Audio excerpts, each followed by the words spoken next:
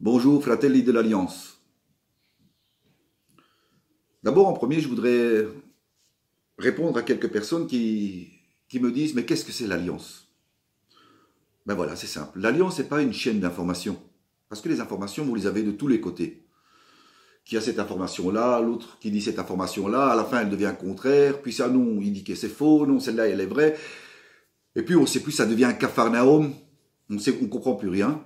Et les gens, ils courent de tous les côtés, comme des poules, comme si on leur avait coupé la tête. Ils courent partout. Non, l'Alliance, c'est un mouvement qui doit grandir. C'est une nouvelle façon de voir la chose. Et nous trouvons des solutions. C'est ça que les gens ont besoin. Au lieu de courir, on s'arrête un peu et on regarde en avant les solutions. Et là, le premier combat de l'Alliance, c'est adopter la permaculture. Donc pour ça, il faut bien comprendre qu'en premier, les gens, ils ont quitté les campagnes. Ils ont quitté les campagnes vers les villes par l'attraction d'une vie, un confort moderne. Nouvelle façon de penser, nouvelle façon de s'habiller, faites l'amour, pas la guerre, des slogans percutants, attractifs, nouvelle façon de s'alimenter, tout ce qu'il faut. De toute façon, tout ce qu'il faut pour qu'on quitte les campagnes. Pourquoi ils avaient besoin qu'on quitte les campagnes? Ils nous concentrent en ville et dans les campagnes, on place l'agroalimentaire, cette saloperie d'agroalimentaire. Ils ont obligé les paysans à mettre des épis transgéniques, des pesticides qui rentrent dans la terre, qui polluent les nappes phréatiques. L'élevage intensif, plein de stéroïdes, d'anabolisants, d'antibiotiques. Même aux animaux végétariens, on leur fait manger les carcasses. Ils deviennent cannibales, enfin carnivores, si l'on veut.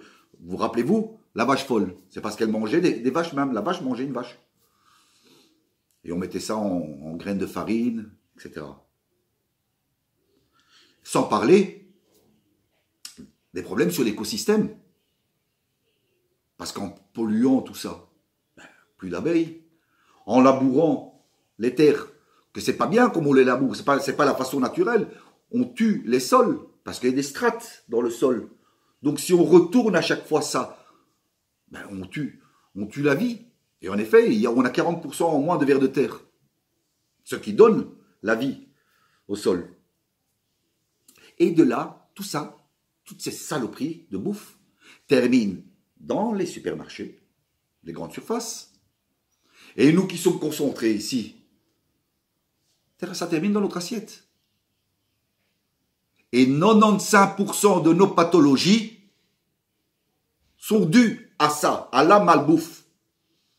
Donc les problèmes des temps modernes, cardiovasculaires, diabète, cancer, carence en vitamines, malformation, autisme. Les gouvernements complices avec les lobbies de l'agroalimentaire savent que nous allons tomber malades et même en mourir. Donc ils n'ont pas besoin de créer des virus puissants pour nous faire mourir. D'ailleurs, ceux qui sont morts étaient déjà malades. Oui, je vois déjà des gens qui me disent « Fabrizio, j'en ai vu un qui est mort. » Ben, regardez, oui, il était jeune. Oui, il est mort. Et le titre, c'est quoi? Il est mort du corona, mais il était en bonne santé. Encore une fois qu'ils nous prennent pour des... Mais bon, laissons. Info, intox, on s'en tape. Mais là, comme on est malade, on fait appel à un autre lobby. Parce que tout se tient ensemble. Il ne faut pas croire, il y a un fil rouge. Tout se tient ensemble. Un autre lobby, c'est le lobby pharmaceutique. Avec tous ces dérivés dégueulasses. Donc le plus dangereux, ce sont les vaccins. Ces vaccins qui nous enlèvent les systèmes immunitaires. Tu vois, ils mettent même de l'aluminium là-dedans. Et là, on voit les Soros et compagnie, les ONG de Soros et compagnie, qui partent en Afrique sous couverture de l'humanitaire.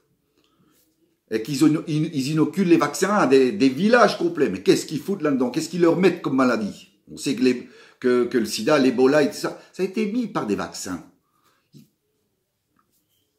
À nous, en Europe, on nous oblige à vacciner nos enfants, sous peine de quoi? Ne pas pouvoir les inscrire à l'école? De nous retirer les allocations familiales? Mais j'aimerais bien faire un mouvement, vous vous rappelez, touche pas à mon pote. Mais là, je dirais, touche pas à mon gosse. Et là, on en arrive à la permaculture. Alors, qu'est-ce que c'est la permaculture? La permaculture, c'est une façon de cultiver les sols d'une façon tout à fait naturelle. Sans pesticides, sans transgéniques, sans polluer les nappes phréatiques, sans retourner les sols bêtement. On met tout simplement du terreau, du bois pourri, des feuilles, ça fait une biodiversité dedans, et tout pousse. Et on a un rendement 10 fois supérieur à l'agroalimentaire. Donc quelques mètres carrés donnent à manger à des centaines de personnes. Et en plus, ça repousse très très vite.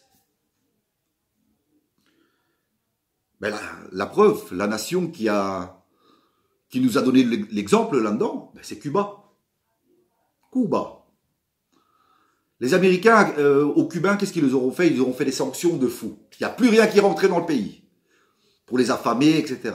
S'ils avaient pu leur retirer le soleil et les nuages, ils l'auraient fait. Donc ces gens-là se sont réveillés, ils ont commencé à la permaculture, ils ont commencé à cultiver tout l'espace vert qui était possible, même autour des arbres.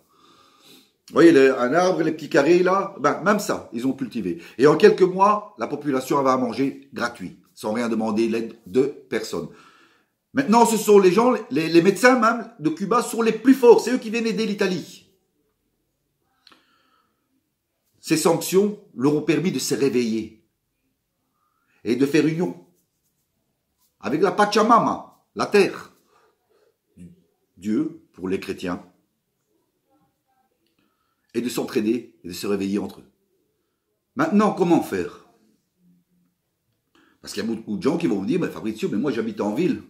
Comment je peux faire? Déjà, en ville, il y a des gens qui ont un petit rez-de-chaussée avec un jardin derrière. Ils peuvent faire déjà de la permaculture, là. Puis il y a les autres qui ont des appartements. Mais là, on peut faire des coopératives.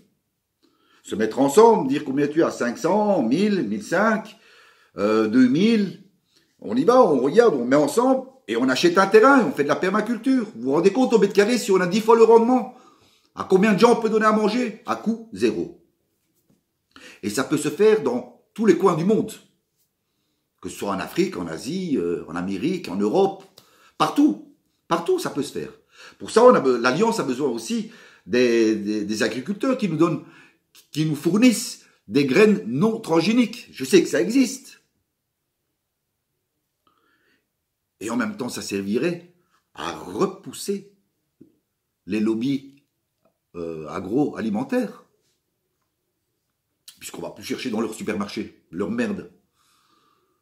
Et en même temps, comme on ne tombe pas malade, on fait tomber un autre lobby. Le lobby pharmaceutique. Et petit à petit, on avance, secteur par secteur. Il y a des solutions. Dieu est en nous. Mais ça ne sert à rien de prier. Il a besoin d'action. On a besoin d'action. Il faut lui prouver ça. Ça ne sert à rien de prier et demain refaire la même erreur. Et il faut arrêter de croire en nos politiques. Ils ne feront rien pour nous. Ces gens-là, nos représentants, ne représentent qu'eux-mêmes. Il faut qu'on se reprenne en main. Donc la permaculture est le premier combat de l'Alliance.